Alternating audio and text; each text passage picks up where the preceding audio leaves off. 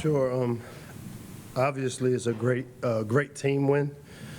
Got a locker room full of guys that never stop believing in themselves. A lot of distractions, a lot of things took place last few weeks, and this team just kept believing and stuck together. Really proud of the group. They played through adversity. As I tell people around here, man, we don't. Whoa, you all right over there? Yeah, right. We either have to earn it or take it, and this was one of those take it games. And we came in saying we were going to be aggressive. We came in saying that we were pushing all of our chips to the middle of the table to get a win, and we needed this to build on. Wins like this have become our expectation, and it's not talk. It really is. Our guys never once have wavered going into games, and if you come watch us practice, you'll understand what I'm saying, which is why we never lost faith in ourselves or belief in ourselves. Really love this team. I think what y'all saw is this team grow right before your eyes. You know, we had a bunch of young saplings, corners, and young, inexperienced linemen that have kind of weathered the storm, and then our best players showed up today and made some plays that allowed us to just stay in the fight, get it to the fourth quarter, and find a way to win it. So really proud of the guys, really proud of the coaching staff. I mean, I got to give a great amount of our staff did a great job preparing these guys, and they kept dialing and figuring out how to answer the things that were taking place. So proud of the staff, proud of the team, and really looking forward to getting some guys healthy, getting back in here Monday and building on it. So with that, I'll open it up to everybody's hand up today. Sam, okay. Let's open it up. Falling into this. Mike, Billy on the last drive, what were you guys calling for, and what were you guys able to take advantage of with them out there? I mean, I think what you saw is we got into our Mayday mode, which is our 2-minute mode, but we still knew with the time on the clock that we'd have the ability to run it. Our end of the half, end of the game, sequencing of plays, even before the half, I think we showed the ability that our players understood, like in 2 minutes before the half, of what we needed to get executed. But with Billy, we wanted to spread it out to open the box to allow us to still run it, but he also, you know, with the weapons that he has, and Ty and KP, and again, I told Billy when he threw the interception in the end zone, I said, they're going to get us this ball back, and we're going to get another shot. And I need you to release that play and get yourself ready to make the next play. So it was great to see him finish the drive, and a hell of a job on that last play with the zone read, pull, and really Billy did a great job. Threw it a little bit more than I would expect or want him to, but really played at a high level today. Defensively, you guys held them just one touchdown in the second half. What was the key after intermission to contain them? You know, it's been the third down defense. You know, we couldn't get off the field. We had some third and extra longs, and it's just a matter of creating a pass rush as well, and then, you know, being near guys. And I thought near the end, and when I talk about growing right before your eyes, you think about that last fourth down stop. Similar play to where we weren't in the picture where they caught one to kick the field goal right before the half or to score before the half. Well, this time we were in position to close and disrupt the ball out of there. And to me, it was a big-time play, and our defense really gave us the opportunity because they held them to the field goal, got the block, and got us the ball back. And then our offense got going and executed, you know, 2 minutes before the end of the game, and Billy executed at a high level, and the O-line protected. Hey, Locks, congratulations on the win. Thank you. You talked about, you know, the adversity this team's gone through the last few weeks. Talk about them growing in front of your eyes today. That moment when the clock did hit 0 and you got to celebrate with your team, and then when you go in the locker room and get to celebrate, just what were the emotions like in there, and how special is this win for you personally as well? I mean, it's a special win because it's one at home for homecoming. You know, homecoming for me is a big deal to see guys like Chris Downs and Bruce Perry come back, Lamont Gore, some of these former players that I know, man. It's been a rough couple of weeks for us, and not a lot of people had a lot of good things to say about our team, about us. So, to be honest, I got a little bit of attitude because I don't want no new friends, man. Just I want us to stick on what we believe in, which is in each other.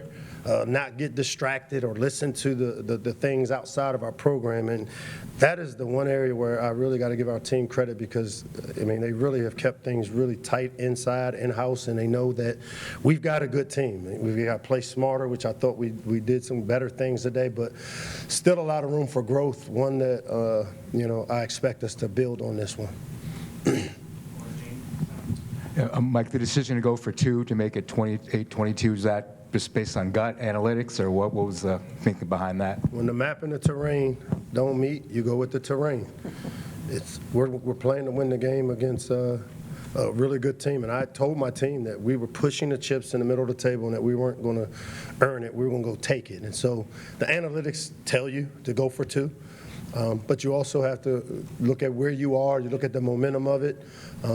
We had a good play called. There's a play that we thought had an opportunity, and we knew that if we got that play, we could win the game in regulation, which is what the plan was, and it executed itself out.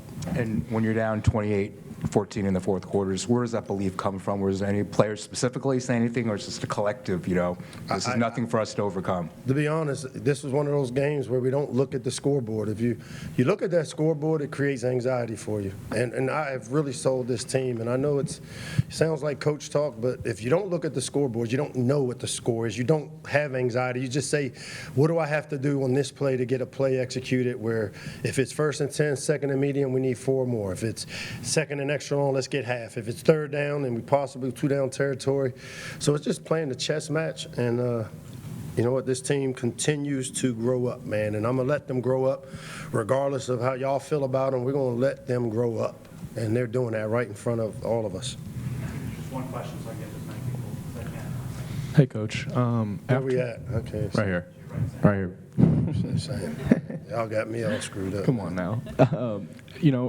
First off, I got to ask, when the fans rushed, did you expect it? And then how did you feel as they kind of poured around you guys? It wasn't a lot of people had left. I don't know if you noticed, but a lot of people had left. But the ones that stayed must know a little bit about this team, and I appreciate the ones that did stay. My Officer Weller, Captain Weller, right? Captain Weller and I were going over to sing the song, and when I saw them running at me, I'm in better shape, but I wasn't going to take on all those kids, so I said exit stage right. We turned around and got out of there. But no, it's great for our student section, man, to be able to see and take place. I mean, as I told our team, this is what college football is all about. I mean, to have USC, a traditional power, come to Terpsville and play here at home. A lot of people always second-guess the decision of going, but this is, I love the fact that we have opportunities like this as a team, and I love for our fan base to get to see what it really feels like, looks like here at home, and what it can be like. And we're not there yet, but we are a good team. We're not there yet. One last one, especially with the way the half ended with the snap going over Billy's head. Why you want to be negative, Sam? I'm just saying. How did you flip the script kind of at the locker room? You got to rinse it, man. You got to. The negativity is 7 times more powerful, man. And I get it. I get it sometimes, but I realize, you know what? That's one play. We'll get another opportunity. I got to have the resilience. That's what this team has, resilience. And I know a lot of people don't know anything about it because you guys are used to everything going your way and getting everything, the built-in advantages. Well, you know what? We got a good team, good program. We got great support, and we got people that really want to see this team take the next step to become one of those type of programs that shows up here and can do really good things. So. Yeah, Coach, first of all, congratulations. Thank you. And what I liked, I saw tonight, you guys didn't let them come and push y'all around in your house. That's one thing. And you look like your coaches and I was watching you a lot. You're like, we didn't fool with these people long enough, man. Let's get them. Sure. And y'all really fought, and I admire that. You never retreated the whole night. I just want to say, congratulations, good job. Well, that's some positivity, man. Thank you. So I sure appreciate some positive energy. I will keep it positive, Coach. All right, let's do it. For the national audience, of course, that was watching this game, right? And like you said, the adversity that the team came back from last week coming into this game, how would you describe the identity of this Maryland football squad moving forward? One that is continuing to develop the habits that are necessary to compete for championships. I see it. It's happening right before my eyes. I'm watching, some of these young corners out there battling. I'm watching number 10, our young pass rusher. Therese Davis was our player of the game last week as a true freshman O-lineman. Billy the Kid. Billy continues to show tremendous leadership. Billy is a guy that's a winner, and this team, he'll fight. So he's taken on the personality that we need him to have as a leader. Again, the staff, as I've said before, we've made some tough decisions around here the last couple of weeks, and we've got the grit. I got the support, obviously, of my bosses that understand what we're doing. See, not everybody understands what we're doing and what we're building, and everybody's transactional. And it's disappointing that every week you got to come up here and defend yourself or defend your team. But understand this, we got a good team. We've recruited well.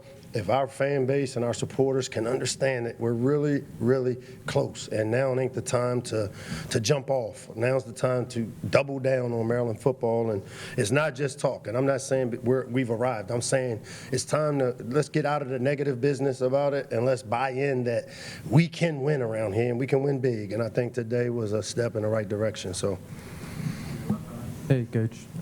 Ahmed.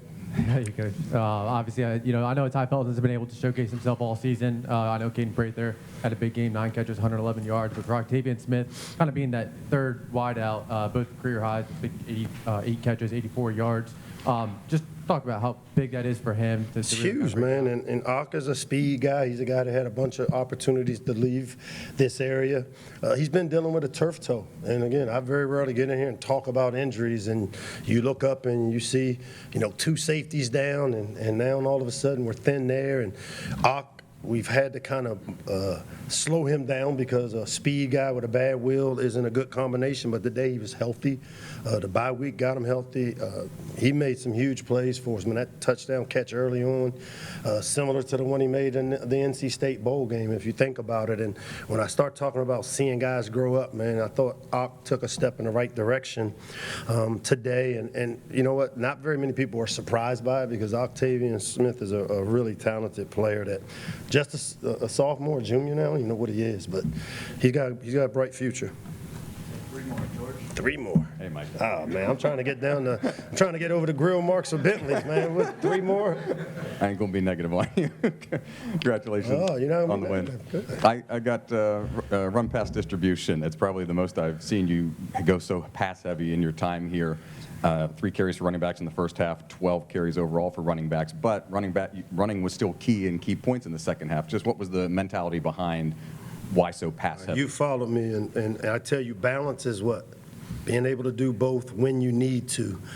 They played man coverage 90% of the game. Man coverage adds a guy to the box. We have RPOs. We have a system that allows us. Now, I hate that we, because Roman Hemby and 25 and even Kobe going down, we got talented running backs. This O-line is starting to come together. But the RPO game and the tags or add-ons allow us to not just let people load up in the box and then all of a sudden we're getting tackled because they got more guys. And then you're saying, you punted all 9 times. Well, that's the beauty of our system is that we have answers. If they're going to play man, then we got to throw the ball. And Octavian Smith and Ty Felton and these tight ends have to make these plays with the add-ons, and they did today when we needed them to. I sure would love to see us run the ball more and more efficiently.